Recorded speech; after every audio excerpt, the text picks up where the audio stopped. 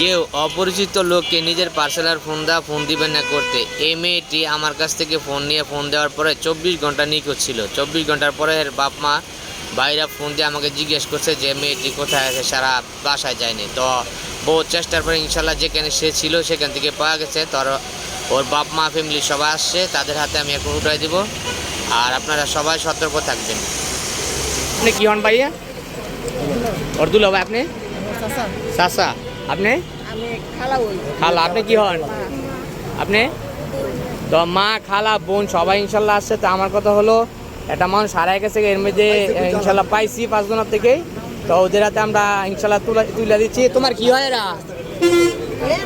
হ্যাঁ কাকা দুলা ভাই? হ্যাঁ আচ্ছা সবাই আছে নাকি?